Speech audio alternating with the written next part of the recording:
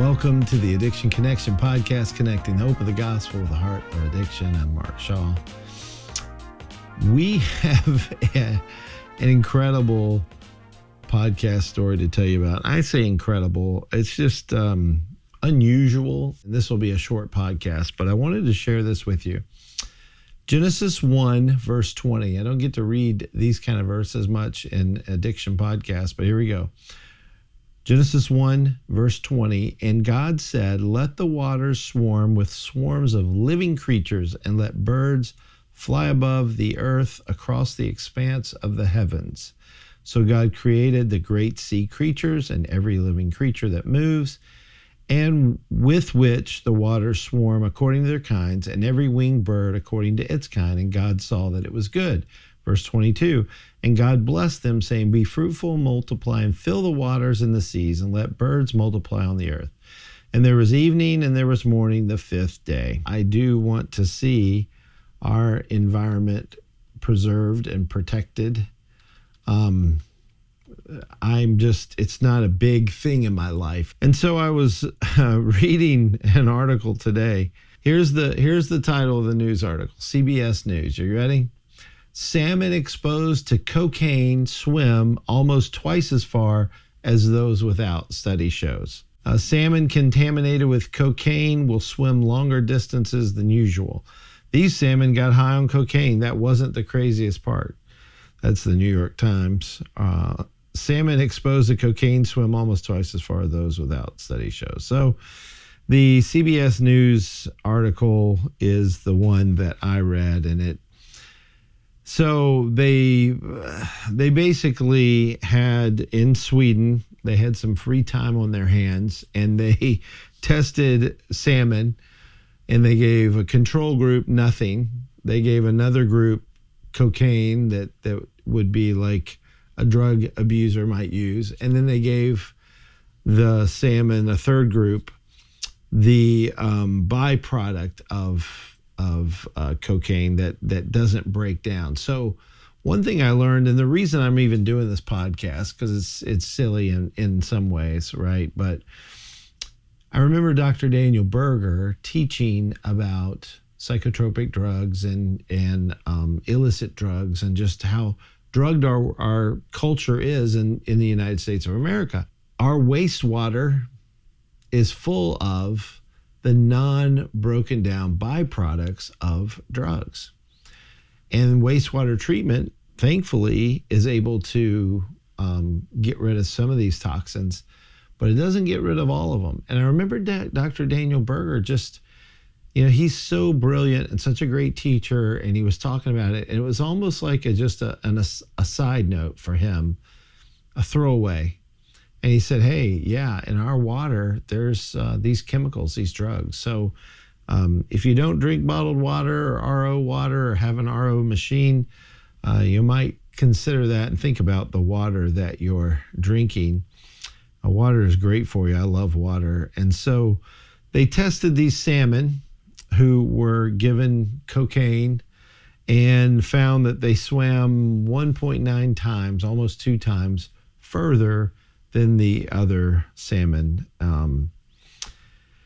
So that's not much of a finding, quite honestly. I mean, I'm a little disappointed they didn't try to test and find other things about this. But the co-author of this report said, any unnatural change in animal behavior is a concern. We're finding higher and higher concentrations of not just illicit drugs, but all types of pharmaceuticals in our waterways.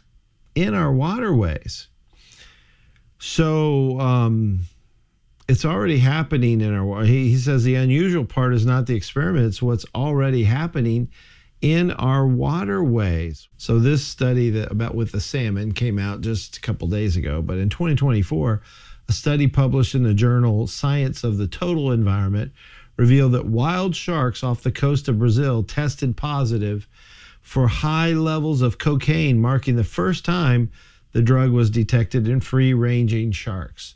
Free-ranging sharks tested positive for high levels of cocaine. So you have salmon where they were actually given the cocaine and the byproduct that comes from cocaine as a waste product.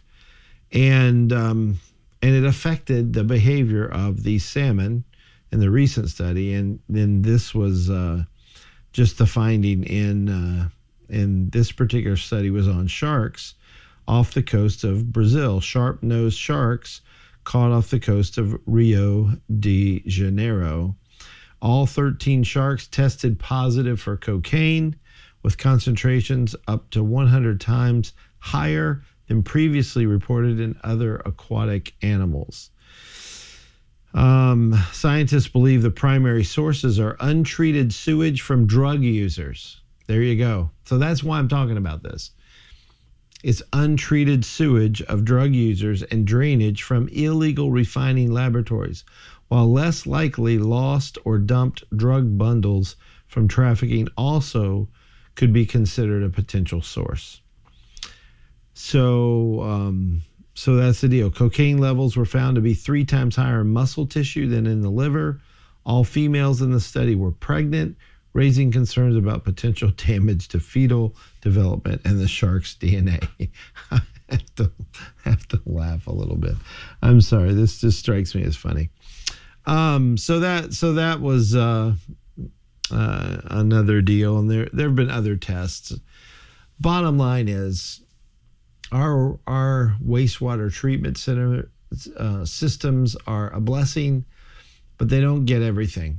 I think Dr. Daniel Berger said 70% of all the world's drugs are used by the United States. 70%. I mean, we're not even that large of a population, compared to some of the other places in the world. And then here we are using 70% of the world's drugs. So our water is going to be contaminated, and they're finding that with sharks swimming out in Brazil.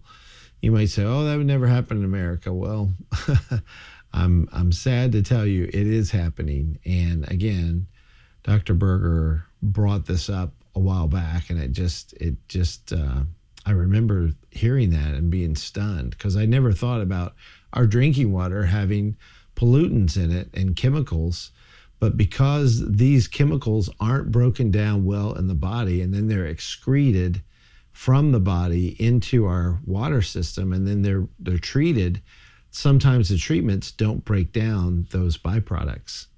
So just letting you know, this more bad news in a already world filled with bad news. But I thought it would be important to talk about. So they didn't test a whole lot more than that. Some of the reading said that they were more active, of course, with cocaine. I mean, some of this is just obvious. And then you look at it and you go, okay, did they spend a lot of money on this? Because if they did in Sweden, I'm sure they have homeless people and better targets for their monies than making fish be drug induced by cocaine. So that's the world we live in, folks. You know that, I know that. The great news is we have a God who created this world, and you look around at the world and you think, wow, look at the beauty of this. Look at how gorgeous the world is. And remember this when you do that. When you look around and you see, like, I'll be up at Dr. Berger's church in May 14th, 15th, and 16th. There's a free biblical counseling conference featuring Dr. Berger, myself, and Dr. Ben Marshall. We're going to be talking about addiction, and I can't wait to be up there. It's in the Buffalo, New York area. It's actually in Clarence, New York, at Faith Fellowship Church. It's called the Hope and Equip Conference. So I hope you'll to see you there. No pun intended, or pun intended maybe. But it's near Niagara Falls. And so you go and you see Niagara Falls and you say, wow, look at how beautiful this place is. Well, guess what? This is a broken and fallen world. I mean, what we're seeing in the beauty that God created is like looking at it in a cracked mirror. It's broken. It's fallen. Imagine this world in perfection, in God's original design and perfection before mankind sinned. And so if you don't think addiction is a sin, it most certainly is. And sin has ruined our world. And you think about the addicted people, sin ruins their worlds. So when we look around and see the beauty of creation, just remember it's a fallen world due to man's sin, and God created a perfect place that man ruined. And now man is dealing with the ruins of the brokenness that's all around us. I'm just amazed that we're still alive with all the pollutants and contaminants in our food and water, our air that we breathe, and all the stuff that's going on. And it's a big, big thing about the spraying of chemicals in the air and all this kind of stuff. All this is out there. But you know what? God sustains life, and he can do it in a broken, fallen world. It's not too difficult for him. Nothing is too difficult for God. So he sustains us. He keeps us. And I'm grateful for that. But that doesn't mean we don't need to be educated and aware of the things that are going on. So thought this was important. It was just kind of interesting to me that they gave salmon cocaine, and they found cocaine in sharks. And there's some other studies too that I won't mention, but you can research this.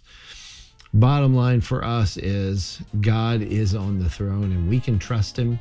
He'll take care of you. So I hope that you'll heed that. Thanks for tuning in. Please pray about supporting our ministry financially. We need financial support to get through this year. We have a lot of fun things we're doing, and fundraisers and different things we're trying to do to keep the ministry going. And so pray for us for wisdom in that, and just for the financial support that we need to keep the lights on, as they say. Well, that's all I have today. Thank you for joining me. Take care.